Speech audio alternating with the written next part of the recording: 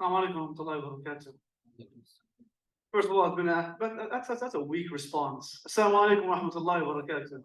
It's better. I'm not from New York, very young Hawks. We're from Michigan. We actually like Georgia. You guys are amazing people. We came here. My brothers and I have been coming here for multiple years. Some of the younger uncles, i.e. older uncles, they remember us coming from 2012, 2013, when we were first starting our boarding school. So it's always held a great place in our heart, and it's always feels like home. So may Allah bless you all for coming out. May Allah reward you all for coming out. May Allah reward the youngsters that have been working diligently, extremely hard behind the scenes to allow such an event to take place. A lot of times when people see a garden, they all want to benefit from the garden. They simply want to take the picture next to the garden. But there are people who work, and when they work, they allow something to take place. These youngsters, a part of the MSA, the youngsters that were helping us from Miftaah, they deserve a round of applause from everyone for their work.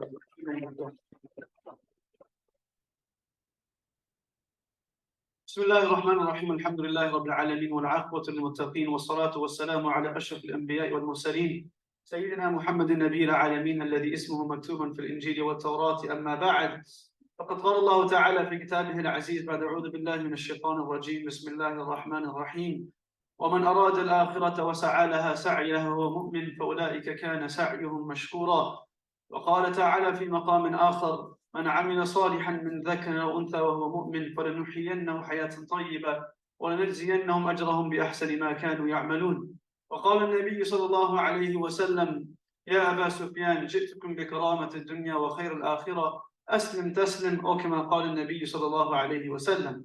My brothers, sisters, elders and youngsters, if we were for a moment to sit back and attempt to look throughout the history of humanity, throughout the different generations and the different eras, and attempt to identify a community, to identify a society, a group of people that were absolutely drowning in the ditches of oppression, that were plagued by societal diseases, a society or a community that from every angle they were losing in life. They had nothing working for them, nothing going their way. They were the definition of the epitome of what you would call a society that is failing from every direction.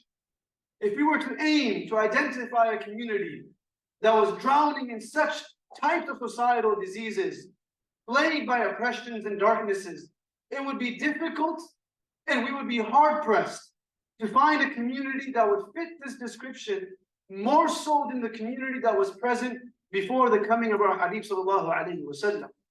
Before the coming of our Prophet sallallahu, the people that lived in the Hijaz. It would be difficult to find a community that fit this description better than them. Such were these people that it was the norm of their time. The norm, the opposite of what it meant to be strange. It was the norm of their time to disrespect their elders and parents. It was the norm of their times to take from the wealth of orphans. It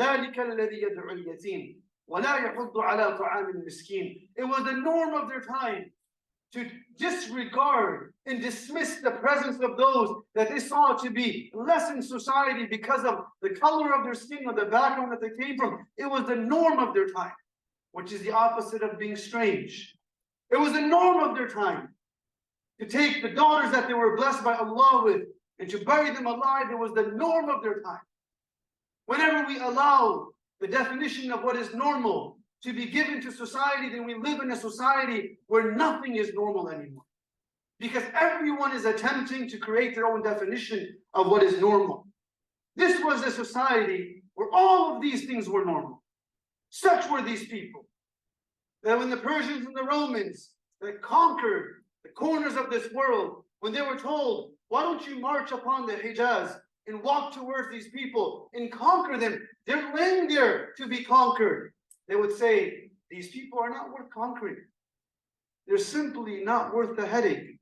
They will exhaust our resources and give us very little back in return. They're not worth the time. They're not worth the headache. Such were these people. They were known to be the leftovers of the world. Known that they were not worthy of being ruled because society counted them out because they had nothing to give. What changed? What transformed this same community, these same individuals, what changed them to a degree and an extent that today we see them to be the reference point of honor and reverence. That those same people who were seen not worthy of being ruled, what changed? That we saw them to become the rulers of the world. What changed? Was it their education and their level of literacy that the world tells us that is the most important thing because it allows us to be impactful? Was it their literacy? Ibn Hajj rahimahullah says, at the time of migration, there were less than 33 companions that knew how to read and write. It was not literacy. Was it the level of wealth that somehow overnight they became so wealthy that the world had no choice but to bow their heads beneath them because they were so affluent and so wealthy? It was not their wealth. Rather, the opposite took place. When Islam came into their life, they had to give before they received. What changed? Was it their lineage? Did overnight somehow Umar radiallahu anhu change his lineage? Was it overnight that somehow that same Bilal radiallahu anhu, who was seen to be persecuted in the streets of Mecca, now somehow his lineage has changed? So people have to honor him as he climbs the Kaaba to call the adhan. What changed? What simply changed is that they were given a new definition of what normal is. They were given a set, never changing definition of what norms are, what the norm of society should look like. They were given a frame of reference that they were searching for. They were given a frame of reference that gave them a sense of presence and a sense of confidence. That frame of reference didn't come from a source that was lacking in any way, shape, or form. That frame of reference didn't come from a source that was incentivized by benefiting from that definition. Every system in this world benefits from its populace. The greatness of a system is contingent upon the people within it. Today we stand in a university like this. Today we stand in universities and campuses across the world. We stand in our workplaces. Every university is only as great as their students and their professors. You remove their students, you remove those professors, it's not prestigious anymore. No one wants to go there anymore. We refer to workplaces and these Fortune 500 companies. They are who they are because of their employees, and hence they want the best. Every system in this world is a beneficiary of the people that populate it, except for Deen. Deen isn't a beneficiary of us. We are the beneficiary of Deen. And the moment these companions understood that Deen didn't come to take from them, it came to give them. It wasn't a system that was created to take from these people. It was a system that was crafted to give these people honor, to give them value, to give them a sense of presence of mind and presence of heart, that not only do you matter, because that is a beginning stage of making change. Not only do you matter, but you matter enough that you can change the world. What changed for these people was the presence of La ilaha illallah, Muhammadur Rasulullah. It gave them a new norm. It gave them a set definition of what is normal. When we speak about being strange, it was strange at that time to believe in one God. It was so strange that people glare at us and look at us, but it was so strange at that time to believe in the oneness of Allah, that the Prophet, the greatest man the world has seen, was pelted with stones until his body was full of blood in Ta'if. It was so strange that Mus'ab ibn Umayr, who was a 19-year-old youngster, the prince of Mecca, who had the world within his fingertips, when he chose to become Muslim, it was so strange that the mother said, "You have to leave my house." We're not the first people to have to ride this terrain that makes life difficult for us. We're not the first people that have to ride the wave of difficulties because of our religion. Every single prophet and every single believer, to some degree, will always be a stranger to the people of their time because we have our own definition of what normal is. It was so strange that spouses would have to leave each other. It was so strange that the community of Mecca was willingly ready to leave the Prophet and tell him, leave and go to Medina. That's how strange it was. It was unique. It was strange. Now, nobody is going to say that the oneness of Allah is something not worth dying for, because it is strange, but it's strange in the most beautiful way. Being strange doesn't mean that it's weird. Being strange means that its rarity creates a level of value, because rare things are very valuable. Something which is popular doesn't mean that it's valuable. Something which is precious means that it's valuable. Sometimes the most popular things in life are the least valued by people. The least valued things are the most valuable things. The least valuable things are the most popular things. Something which is precious will always be valuable. So when we live in a time that people notice that we do listen to our parents, regardless of what age we're in, regardless of how much knowledge we've accumulated, or who we think we've become, we do listen, because that is the norm deen set for us. We do listen. That it's time to pray, we will pray. Even if the world sees us to be strange, so be it.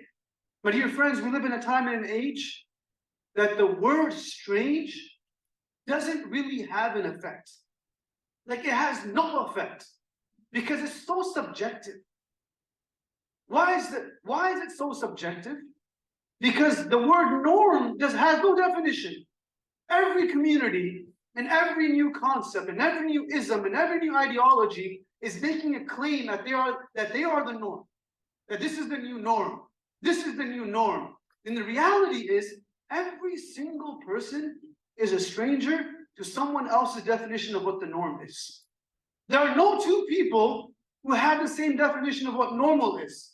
There's someone who doesn't believe in an education, rather believes that we should open up our own business. They're seen to be strange if they were to go to college. There's someone that believes that education is it's everything for us. When they see someone leaving high school and starting a business, they're strange. When someone goes for a year's hiatus to go to learn knowledge or to go for their own wellness, they seem to be strange. And someone that is a socialist is a stranger to a capitalist. And someone who's a capitalist is a stranger to a socialist.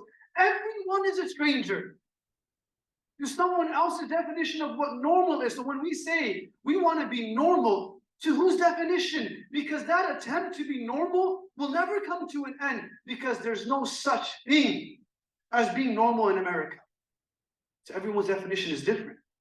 So rather just step back and say, I'd rather simply be normal in the eyes of those who matter.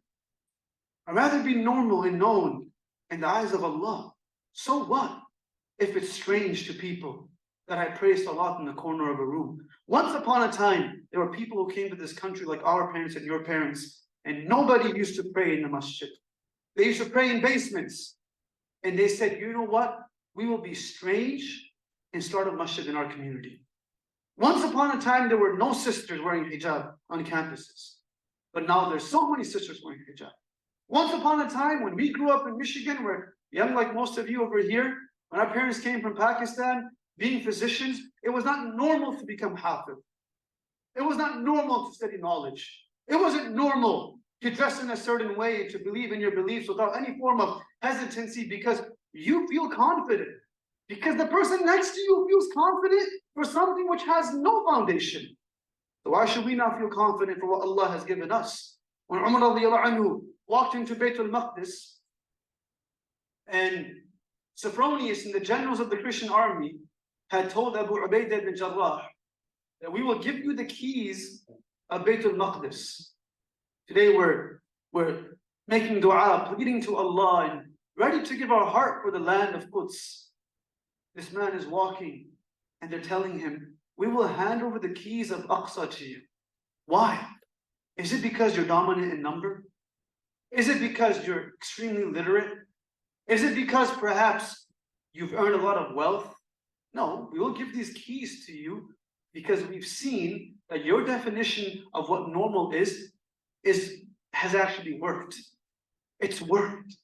People have changed their lives. The definition of normal for the Prophet is what allowed Bilal and Abu Bakr to sit in the same room. That's how we have a Bilal and Abu Bakr. That definition of normal is what allowed Sahabas, regardless of their backgrounds, to feel confident in the city, in the classroom of the Prophet ﷺ. Ask someone who sits in a room where they look different if they feel normal. But in that classroom, everyone felt normal. It was very inclusive. It was extremely inclusive. From where, depending on, it didn't create any differences based on where you came from, your gender, your background, your demographical background, your financial background. It was inclusive to everyone, regardless of who they were, where they came from, how they looked. But let it not be that the claim of inclusivity becomes a delusion to us.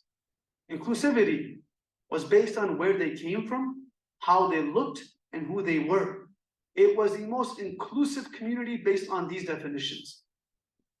But it was the most exclusive community when it came to ideals and values.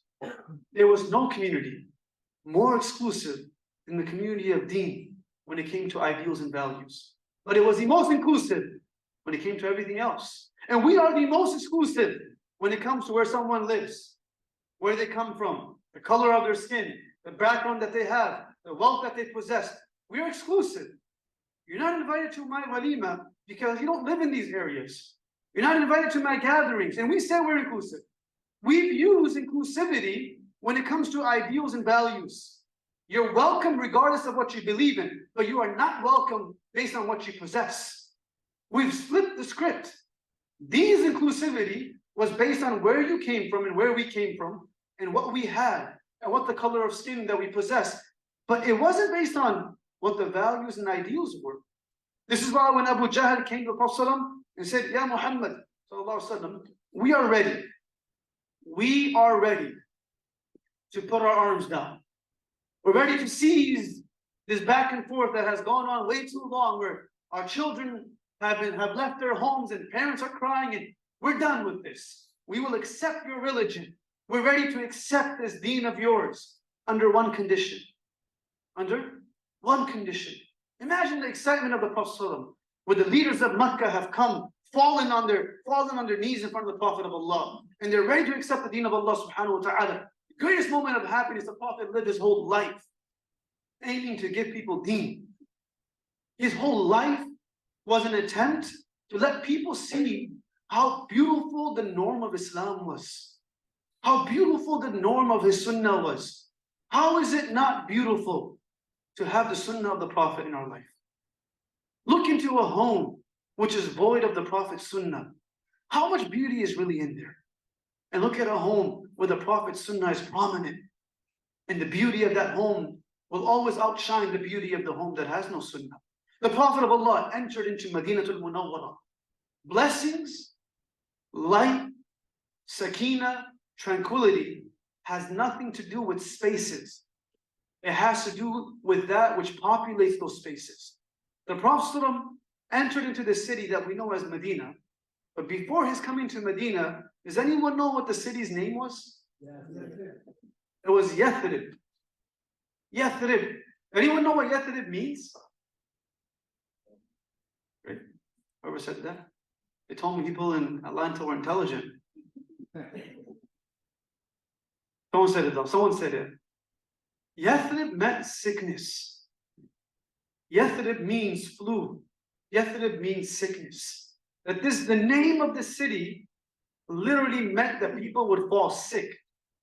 So people would avoid the city to make sure they don't fall sick. The Prophet's father passed away in Yathrib. The Prophet's mother passed away on her way back from Yathrib. Ibn Hisham says people would avoid the route of Yathrib when they would go to Syria because of the fact that they knew that they would fall sick. Such a community that the world saw to have very little value. The Prophet enters into the city, and the moment he enters into the city, the name of the city changes from Yathrib to Al-Madinatul Tayyibah, Al-Madinatul Munawwarah, a beautified city, the sanctified city, the illuminated city. And the name change had nothing to do with the infrastructure changing, with the structures changing, with the resources changing, with the weather changing. The name change had everything to do with the feeling of the city changing because of who entered the city. Now everyone felt comfortable. Now everyone felt at ease. How Anas ibn Malik says, لما دخل النبي صلى الله عليه وسلم المدينة أضاء منها كل شيء. The moment the Prophet entered into Medina, it illuminated the entire city. The space remained the same. But now since the Prophet Sunnah entered that space, it now is munawwar. None of us go to Medina afraid of falling sick. We go to Medina with the hope of just feeling the comfort and the tranquility of the city. That feeling can be felt in a person's home. That feeling can be felt in a person's workplaces. That feeling can be felt within our children. Because the norm of the Sunnah of the Prophet will always have the same effect. نَزَلَتْ عَلَيْهِمُ السَّكِينَةِ, where Allah will send down peace within our families and homes. Nonetheless, He enters to these people, or within these people, and they say to him, we'll give you the keys because of what you've done. We've seen that your system works. In English, they have a statement which is, don't fix what's not broken. The system worked. It took people that nobody saw. They were leftovers. It took them and made them superstars. Like it literally made them the best people the world has seen. So he says, so as he's walking to meet Sophronius, Abu Ubaidah ibn Jarrah radiallahu anhu, he looks at him and he says, Ya Amir al-Mu'mineen, أَيَنْبَغِي لَكَ أَن تُبَدِّلَ ثِيَابَكَ. Would it be okay if you changed your clothes? Because you have patches on your clothes. And it's okay to dress nice, and it's part of the beauty of our deen, that there is a sense of flexibility, but he chose to dress like that. And he asked them, the Christian generals and the leaders, when they walk in with all the pomp and glory. They walk in with the glitter and glamour, which they're being carried on saddles and carried on caravans, and you're walking in with patches on your clothes. You are going to conquer Baytul Maqdis looking like this. I don't see it to be befitting of you. It's better if you change your clothes.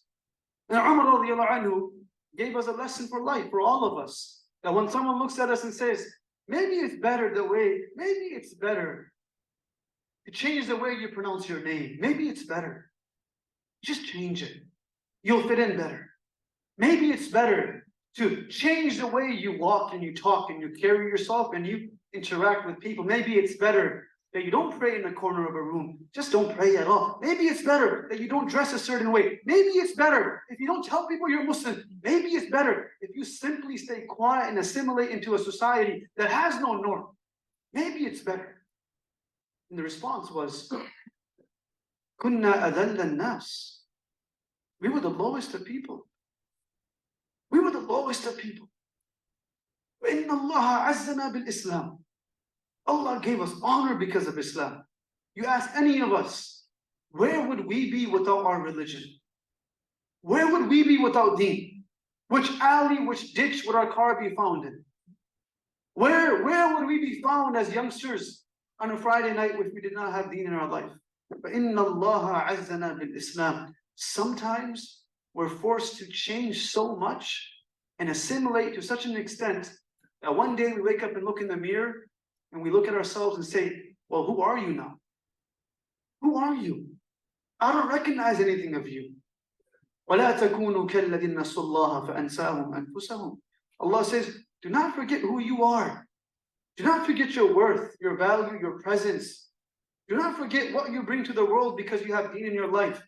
If you do so, Allah will make you will forget about Allah and Allah will forget about you. And when we're raised on the day of judgment, لِمَ حَشَرْتَنِي أَعْمَى. We'll say, Allah, why are we raised blind for? And the response will be, كَذَلِكَ الْيَوْمَ تُنْسَى. You forgot about us, so we forgot about you. He responded by saying, we were the lowest of people. Allah gave us honor. As we're sitting here, the definition of being a stranger should bring no sense of fear in our heart. Because every single person is a stranger to someone else's definition of what the norm is. And we know in America that when something is new, we don't buy a new, we're not going to purchase a new electric car. We'd rather purchase Tesla. I just buy a new car. Lucid came out with a car. I mean, it's a nice car too. Right? This company came out with an electric car. We're going to go with that which is proven. Now, when everyone's trying to put a claim on what the truth is and what the norm is, we want to be able to identify with something which the goalposts don't change too much. A system that gave power to our religion And to end off the story of Abu Jahl, when he came to the Prophet ﷺ, and the Prophet was excited, and he asked them about their condition, they said, our only condition is that you have people like Bilal, Waheed, and Khabbab in your gatherings.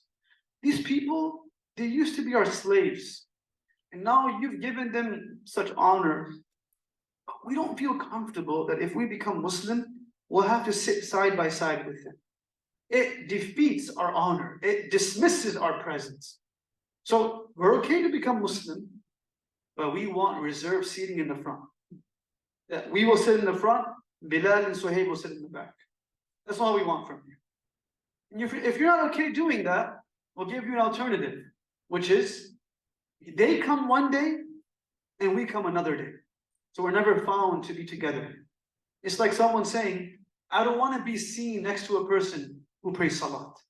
I don't want to be seen next to them because just looks strange. I don't want to be seen next to someone who chooses to dress a certain way. I don't want to be seen next to them. My dear friends, every single person's honor in America, in this world, our honor that we carry with ourselves is extremely fragile. Because majority of us, our honor is contingent upon our affiliations.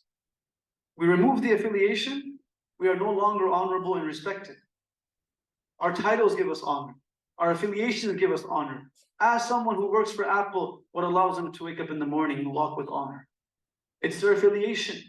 Take their affiliation away, there's not much left for them. The greatest affiliation that we could have is that we are Muhammadis, sallallahu alayhi wasallam, that we have the Prophet's deen with us. It's okay for it to look different because the impact will be the same as what happened 1440 years ago. The Prophet sallallahu remained silent, waited for revelation, and Allah revealed the ayah, وَاصْبِرْ نَفْسَكَ مَعَ الَّذِينَ يَدْعُونَ رَبَّهُمْ بِالْغَدَاةِ وَالْعَشِيِّ يُرِيدُونَ وَجْهَهُ. Ya Rasulullah, remain patient with those who are weak, who are impoverished, who have less. You remain silent with them. You remain patient with them. We will not devalue the presence of our deen to compromise or to simply allow people to enter into our system, into our spaces when they compromise our values. Because then it waters down our norm. And what is normal for us is now also unknown. Nobody recognizes it. What we want is while we live in this world, we want to be accepted. There's no one that doesn't want to be accepted. But we want to be accepted because of the impact that we bring to our community. We want to be accepted because we're actually creating a better society. Not simply looking the part, but doing the part.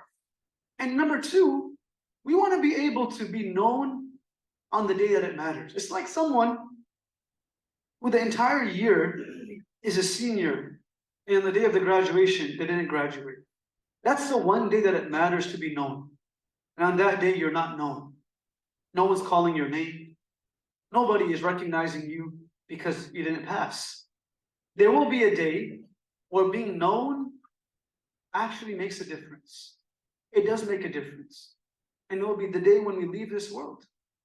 Will we be recognized by Allah? When Allah looks into our hearts, will He recognize who we are? Will we be recognized? But one day Jibreel alayhi salam comes down from the heavens and he comes to the Prophet sallam, says, Ya Rasulullah, Inna Allah yuqri'ika alayka salam. Allah subhanahu wa ta'ala is sending His salam and salutations to you. And the Prophet says, Wa alayka wa alayhi salam. And then he adds, Allah subhanahu wa ta'ala is also sending His salam to Khadija. Sending His salam to Khadija. And then he says, Ya Rasulullah, when you go to Khadija to tell her that Allah is sending His salam to her, do me a favor. Let her know that I'm also sending my salam. Let her know. Put me in there as well. And the Prophet comes to Khadija and says, Allah is sending His salam to you, and Jibreel is also sending his salam to you. And she very nonchalantly looks at the Prophet and says, Wa alayka wa alayhim salam. She knows she's recognized in the heaven. That's what it means to be recognized. What it means to be recognized is when the Prophet is going for Mi'raj and he's taking a tour of Jannah. And as he's taking a tour of Jannah, and as he's walking on this land that is untouched, Gurba is pure. And as he's walking through this land of Jannah, he hears footsteps. And as he hears those footsteps, he says, "Oh Jibreel, whose footsteps are these? Whose footsteps can be heard in the highest levels of Jannah with me?" And Jibreel says, "These are the footsteps of Bilal. Radiallahu anhu. These are the footsteps of Bilal. When the world chose not to recognize these people because of their dedication to the deen of Allah, they were already being heard and spoken of in the gatherings of Jannah. These are the footsteps. That is a known, or that is something that we would cherish, being known to those that matter. Who cares if the person sitting at the desk recognizes me? As an employee of the company, I want the CEO to recognize me, because he or she can't do nothing for me. Their worth and their value of knowing me does me no good, because they can't do anything for me. But if the manager and the CEO recognize me, then I've made it, even if this person doesn't know my name. Similarly, if the world chooses not to see who we are, if you're a youngster and you don't get recognized for anything, don't think that you're not empowered. Because empowerment was never synonymous to recognition. Who lied to us and told us that being empowered means that you're recognized? Who lied to us and told us that being empowered meant that you're appreciated? Being empowered meant that you are able to do the work that Allah has allowed you to do. You're able to get up every morning, healthy, limbs working, mind working. You are empowered. That is empowerment. Being known to those that matter. People don't recognize me, but my footsteps can be heard in Jannah. The Prophet comes to Bilal. He says, "Oh Bilal, I got something to tell you. You know, I was taking a tour of Jannah. Imagine, like, sitting in a gathering, the Prophet is sitting with his companions. And if they think we're strange, that means we think they're strange.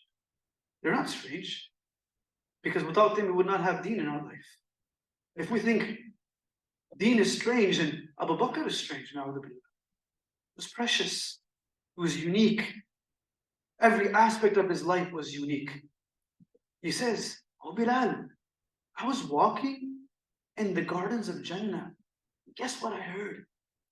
You know, it's like someone that enters the CEO's office while he's talking to his peers, and he's saying, "You know, Zayd, I'm thinking about giving him a promotion." And at that time you walk in. When you walk out, what are you gonna do? You know, Zayd, you know, I was in the boss's office and your name was being mentioned. Like, no way. It's like, yeah, he was talking about giving you a promotion. What is Zayd gonna feel? Sheesh, I've made it, God. Mama, I made it. They said my name. In sports, all these athletes want is that their name is mentioned by a team when they're looking to get drafted. That's all they want. Oh, this team mentioned my name. That team. This is why the algorithms of social media have everything to do with how many times you're mentioned. Because being mentioned in gatherings means that you're known in that gathering. You're mentioned. This is the most trending word on Twitter because of how many times it was mentioned. That's what we look for in this world. We don't look for equity. We look for the sense of just numbers. It was mentioned. It was said. Imagine sitting in this gathering, the Prophet, "Oh Bilal, I was touring the gardens of Jannah so casually. I heard something." "What did you hear, Ya Rasulullah?" I heard your footsteps." And Bilal smiles. And the Prophet says, "Oh Bilal, what do you do? What is it that you do that your footsteps are being heard in Jannah?" And Bilal says, "Ya Rasulullah, I don't really know. But the one thing I could say is that every single night before I go to sleep, I forgive everyone and clean my heart completely." This was normal once upon a time. This was the norm. The norm was not to hold grudges. The norm was not to keep a diary for every time someone did wrong to us and we did right to them. The norm was to keep a diary for every time we did wrong to someone else. Our memories serve us correct whenever someone wrongs us, but very seldomly serve us correct when we wrong someone else. One day, as the Prophet is touring Jannah, he sees a beautiful palace, beautiful house. And on the house it says, لِشَابٍ مِّن قُرَيْشٍ. This house is reserved for a youngster of Quraysh. And the Prophet is a youngster. He's 50-something years old, but he thinks he's young, like some of the uncles here, right? You guys are young. Right? And he starts to walk into the home. And Jibreel says, "1 second, Ya Rasulullah, step back." He says, "Ya Jibreel, what do you mean? You're holding me back from my palace of Jannah?" Jibreel says, "Ya Rasulullah, this palace belongs to your companion Umar, radiyallahu anhu. This is his palace. It's already been built for him in Jannah. It's already waiting. His name is stamped on that palace. He already has a spot reserved for him in Jannah as he's living within the trials of this world." Imagine being accepted like that. You know, when a person is still studying in college and they've already been given a job offer by a Fortune 500 company, that person always thinks that they're special because they've made it before they finish what they had to finish. Imagine living in this world and your name is already put on a plaque of a palace of Jannah. That is something that we strive for. Being known is important. But who to be known to? Who to be known to? Because every time we're known to someone, we're also a stranger to someone else. So that decision needs to be made. And the Prophet comes to Umar and says, "Ya Umar, I was walking through the gates of Jannah and I saw a palace. And I was about to walk in and they told me that it was your palace. So I stepped back. And then I didn't walk in because like I felt uncomfortable walking into your palace. You gave me that feel. I'm not afraid of you. I felt uncomfortable." And Umar starts crying. He said, "Aghara alayka ya Rasulullah. I make you feel uncomfortable? That's your palace. My palace is your palace." He wasn't surprised because they put in the effort. One day the Prophet comes to a Sahaba named Ubay ibn Ka'b radiyallahu anhu. He comes to him and says, "Ya Ubay, inna Allah amarani an asma'a wa an aqra alayka surah al-bayyinah." Allah subhanahu wa ta'ala has commanded me to recite Surah Bayyinah to you. لَمْ يَكُنِ الَّذِينَ كَفَرُوا. Even those who are hafid don't enjoy reciting that surah because of how difficult it is. Allah has ordered me to recite this surah to you. Ubay ibn Ka'b, he stops for a moment and he looks up at the Prophet ﷺ. He says, "Asammani Allah? Asammani Rabbi?" Ya Rasulullah, did Allah actually say my name? Did Allah say my name? Like, now is not the time to joke with me. Did Allah actually say my name? Or did he say, recite Surah Bayyinah to a companion? And the Prophet smiles at him and he says, "Sammaka Rabbuk." Allahu Akbar. So your Lord said your name. And your Lord called you by your name. And he starts to cry.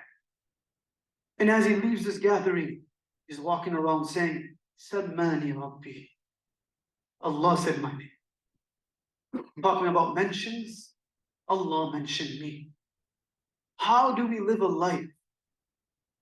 How do we live within these parameters and this paradigm of what the norm is, that we can be mentioned by Allah to the point that our names become common in the gatherings of angels? Where Allah subhanahu wa ta'ala says in Hadith Qudsi that إِذَا أَحَبَّ اللَّهُ عَبْدًا نَادَى جِبْرِيلٌ. When Allah loves a person and when Allah loves a family, He calls Jibreel.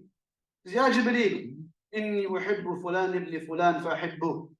I love this person, so you must also love this person. And Jibreel starts to fall in love with this person. And then he descends to the heavens. He says, "Hey guys, O people of the heaven, O angels, Allah has declared His love for this person. فَأَحِبُّوهُ. All of you should love this person. So every single creation that lives in the heavens, the angels and the prophets that have ascended, start to fall in love with this person. حتى يأتي القبول في الأرض, to the extent that the love of that person enters into the heart of the people that live in this world. Earning the love of our children is not a horizontal effort, it's a vertical effort. Earning the love of our parents is not a horizontal effort, it's a vertical effort. The more we do for them, the more we love what we give them. The more we do for Allah, the more they love us because of who we are. It's a vertical effort. Our relationship with the people around us, the validity of it and the strength of it is dependent upon my relationship with Allah, not hers, not my wife's, not my husband, not my children. My relationship with Allah will be shown in the way that my spouse or my husband treats me. That's how they understood the deen of Allah subhanahu wa ta'ala. When Sa'ad ibn Mu'adh, and I'll end with this. Sa'ad ibn Mu'adh was a great companion from the Ansar. Companion that was well known, as he was the one that invited the Prophet to Madinatul Munawwarah. At the age of 25, he left this world as a shaheed. And as he's leaving this world, they carry his body to perform janazah upon him.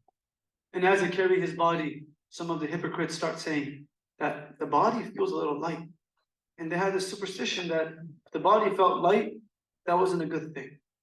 And as this comment starts to gain traction, it comes to the Prophet ﷺ. And the Prophet ﷺ says, what are you talking about? His body was light. Do you know how many angels were pushing and shoving each other to get a hold of his body? Just to what? You know how we do when we want to hold someone's body? You know how many angels were fighting for this moment? He says, do you know how many angels were fighting to stand in the janazah of Sa'ad ibn Mu'adh?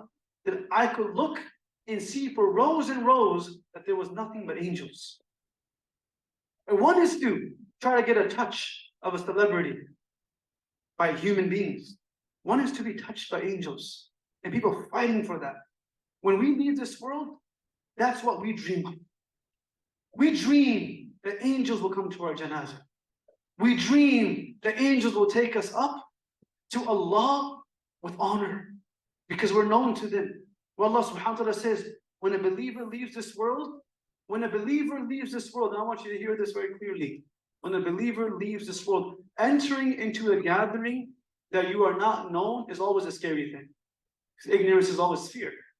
Entering into, we would not even go to a wedding that our parents are telling us to go to if we don't know the people there.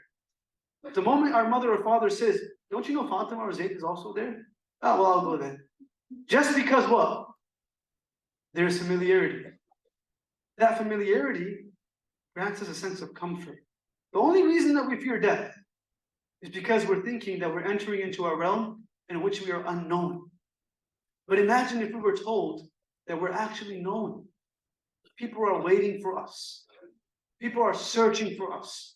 The loved ones that have already left this world are waiting for us on the gates of Jannah. The Prophet of Allah is looking for us.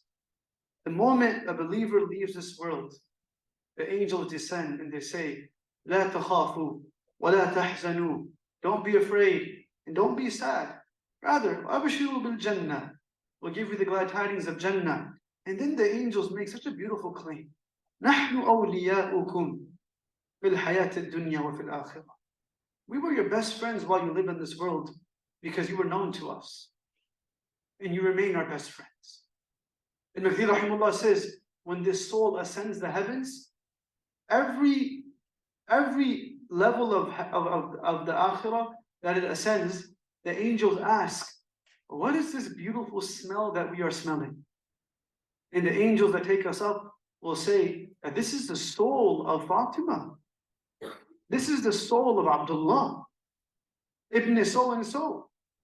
And the angels will say, that makes sense. We know that person. We know who they are. We all want a badge that can get us into the penthouse suite. What we really should be working for is a badge that can get us into the gathering of the Prophet on the Day of Judgment. We want a badge. We were not worthy. We were not fortunate enough to be in those blessed gatherings. We were not fortunate enough to be the cloud that was shading our Prophet. We were not fortunate enough to be the sand that he walked upon. We were not fortunate enough to be the dates that he tasted so sweet. We were not fortunate enough to be the animals that he rode upon. We were not fortunate enough to be the people that were around him. But we are fortunate enough where the Prophet said to his companions, وَلَدِدْتُ أَنْ لَقِيتُ إِخْوَانِي, that I wish I could simply meet my brothers and sisters. And the Sahabas responded by saying, أَوَلَسْنَا إِخْوَانُكَ يَا رَسُولَ اللَّهِ, are we not your brothers and sisters?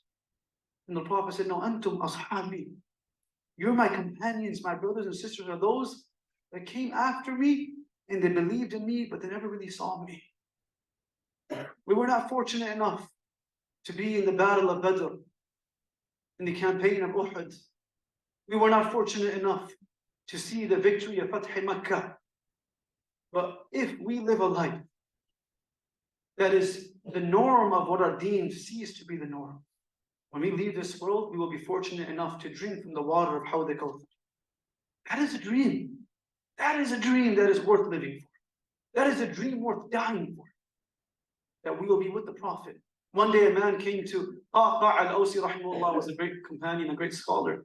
He was walking with his friend and he said to him, أخبرني بشيء نشتاق به إلى الجنة.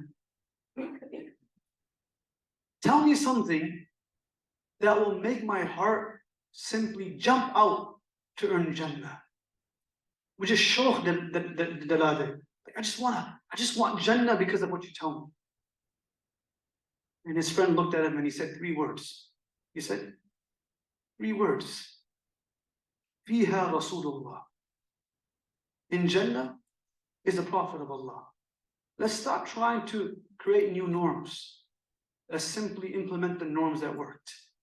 And the way that things become a norm, high value people start doing them. High value people start doing them, it becomes a norm. Every trend that has become a trend is simply because people were committed to doing it. And the more they did it, it became more of a norm.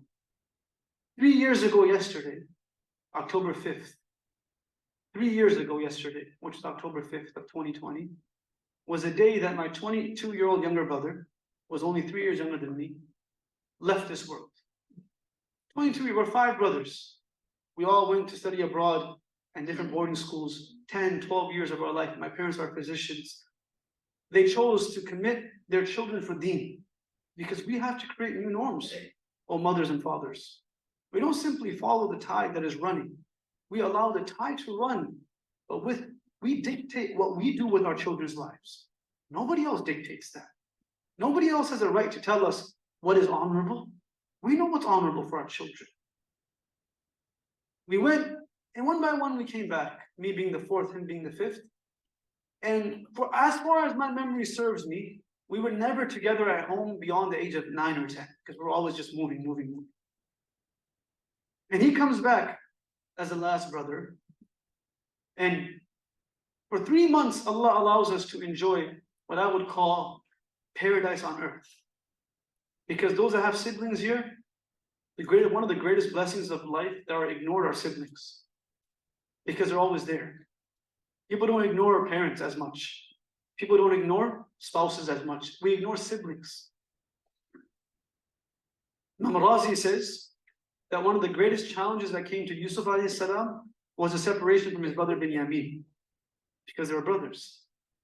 3 months later, as he was teaching Quran in our boarding school, Nuraz was studying there at that time, leaves the boarding school to go teach. He was teaching hadith at the boarding school, and the last lesson that he taught was the dua of janazah. That's the last lesson that he taught. The Prophet said, إِنَّكُمْ تَمُوتُونَ كَمَا تَحْيُونَ. You will leave this world the way you lived in this world. Umar radiallahu anhu said, do not pass away in a state, do not do something, do not make it a habit to do something that you're afraid to pass away doing. Do not do it, just don't do it. Just don't do it. If you're not comfortable dying listening to music, don't listen to music. If you're not comfortable dying looking at haram, don't look at haram. If you're not comfortable passing away disrespecting your parents, don't disrespect your parents. Because you're not comfortable leaving the world doing it. He finished teaching hadith, and he's going to teach at our other school that we have, Quran. And in between, he's picking up medication for my mother. Like, what a blessed child. Serving Allah, serving the Prophet, and serving the most honorable mother that Allah has given anyone. He's coming, taking medication, driving on a street that the speed limit is not more than 25 miles an hour. Car hits him, Allah takes his life. 22 years old. If someone was to ask us, do you ever think you will see difficulty in your life? Such as this, I would say you're losing your mind. Because leaving is easy, but being left behind is difficult. Leaving is easy. Rather just leave than being left behind. But the point of the story is, my mother calls me, she says, Wahab, where's my son, Abdul? Mother's having tuition. I said, well, he's teaching. That's what he normally does at this time. She said, no, he's not picking up his phone. Find him. I leave the school, stop teaching my class. I go on the streets. And I turn in to where there's cops. There's a scene that has unfolded that it felt like my heart is coming out of our, you know how they say, it's just leaving your body, your mouth. It's right here. You can't breathe, you can't drink, you can't swallow because of the hunch that you have that perhaps this person that is there is your brother. But even in that hunch, you would never believe that he has left this world at the age of 22 years old. I walk up, and as I leave the car, I walk forward towards the dozen or two police officers that were standing. They walk up to me and say, are you Muhammad's brother? I say, yes, I am. They said, we regret to inform you that your brother has died in a fatal car accident. That's how they said it. Like the ground can swallow you in. It's less difficult than hearing the news of your baby brother leaving this world. A few moments later, I went back and gained some strength with my brothers and our friends around us. By the way, death is a blessing for a believer. It's not a trauma for them. It's a blessing for them. When Jabir ibn Abdullah's father became shaheed in Uhud, Jabir was a youngster. And he came to the Prophet and said, Ya Rasulullah, like, I'm struggling here. My father has left so many debts and we have so many brothers and sisters, like, I'm struggling. How's my father doing? And the Prophet says, oh Jabir, should I tell you the interaction that took place between your father and Allah? Should I tell you what's happening in the unseen? Jabir says, yeah, tell me. So your father left this world after becoming a shaheed, and when he went to visit Allah, Allah said to him, oh Abdullah, is there anything that you want from me? Is there anything that you desire that I give you? And the father said, oh Allah, if you were to give me anything, I would ask for you to give me the amount of lives equal to the hair on my body, so I could become shaheed for you every single time. That's all they want. We're the ones struggling. When I came back, I came to the cops. I said, this is why I'm telling you this story. Normally we don't speak about the story. October 5th was yesterday. I was illogical enough to try to put an event together around the time my brother left this world, but this is what we do. We serve the deen of Allah regardless of sunshine or rain. That's how the Sahabas lived their life. And we wish to be mentioned with them. People say that they wish to be mentioned with the greats. Who is great to you? Who's great to you? That you live your life wishing to be mentioned with them. Who is great to you? Is it an entrepreneur? Is it a physician? We wish to be mentioned with the greats that were seen to be greats by Allah. On that day, where Mus'ab will come with blood streaming down his body. When Talha will come with his hand paralyzed. When Abu Bakr will come, he has no wealth left with him. When Bilal will come with the heat and the boulders on his body, leaving the marks on his body, what will we come with? What will we have to show that we also sacrifice for this deen? When I came to him, I said to him, how did you know that he was my brother? How did you know? And he said, because he was wearing the same turban that you're wearing. And he was wearing the same thobe that you're wearing. There was no way that he could be someone else's brother. You guys look the same. My father, when I told him this, he said, "Oh, my sons, do you think if a disbeliever is able to recognize a Muhammadi, that the Prophet will not be able to recognize him? He will indeed be able to recognize him. Who do we want to be recognized by? Being recognized is a natural phenomenon within humans. Who is it worth pleasing? And who is it worth struggling for?" And I leave you with these comments, that in this world, everyone is a stranger to someone else's definition of what the norm is. Be a stranger to their norms. Don't be a stranger to Allah's norms. Wa akhu da'wan alhamdulillah rabbil alamin. Assalamu alaikum wa rahmatullahi wa barakatuh.